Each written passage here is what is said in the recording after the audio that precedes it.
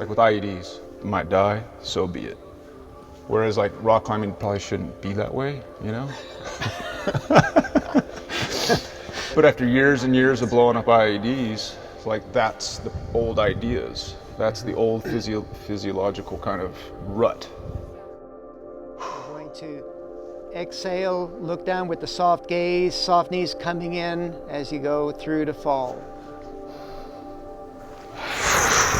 Okay, you see hips are in over your feet, you're looking up, nice climbing stance. You see how you're leading with your hips? Yeah. Like you're sitting back into a chair. That's great. You see how your eyes are going down? Yep. Body position, you're not grabbing the rope, arms and legs are where they need to be. I've never practiced falling before, so I think it's going to help me be more aware what my body's doing when I'm falling so that I can have a more controlled fall. Yeah, what's the benefit for practicing anything? Repetition. Right, you learn it, right? Yeah, your body learns it. Your body learns, exactly. You embody that. Remember, knees up. Oh, yeah, just like that. Okay, you see, make that exhale like really strong and audible, like being in the military.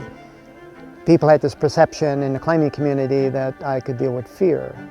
Well, it wasn't until I really dug into it that I realized I could deal with fear in certain ways, but not in other ways.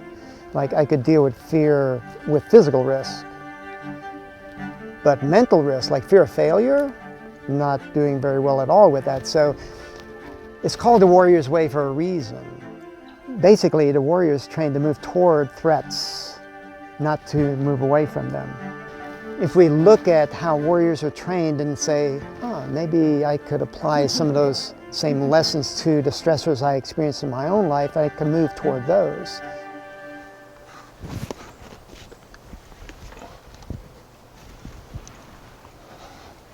So a lot of these things in Rock Warrior's Way translated over to things that I think that combat veterans have some familiarity with.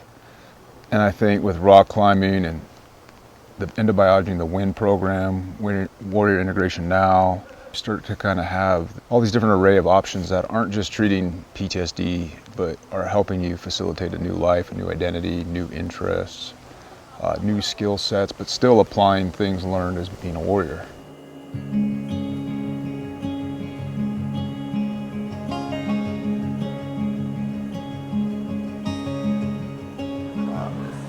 Feeling pretty good, a little nervous. So nervous about the fall a little bit. So in the military, I mean, you do all types of stuff with the ropes, rappelling, climbing, all types of stuff. So for me, I was afraid of heights, but it was a start and a finish and not show any of that fear. And whereas here, I'm actually enjoying the middle part of the process, which can kind of resonate with life. Fun. It is nerve-wracking, but the breath really helps. I came into this thinking I'm still going to be terrified of heights, but slowly I'm accepting it a little more. So this is really kind of showing me what I am capable of. Like, I kept going. And I'm like, okay, I think I got one more in me. And I did it. And then I knew I was probably... You did some great stuff there. Thank you. You're stuck, like you said, I'm stuck. But then you moved your hands into different positions. Okay, just like a simple meditation. Just know what the intention is, for where to focus your attention, and notice when you get distracted and redirect it without getting frustrated or impatient. And you can do that if you're engaging the stressful experience a little at a time. Because if there's too much stress, you're just going to want to get her done, get it over with. If we don't have any awareness around that, then we start living our lives the same way. We're just constantly wanting to get to the next comfort zone. And then before you know it, you're retired and you die a year later. Yeah.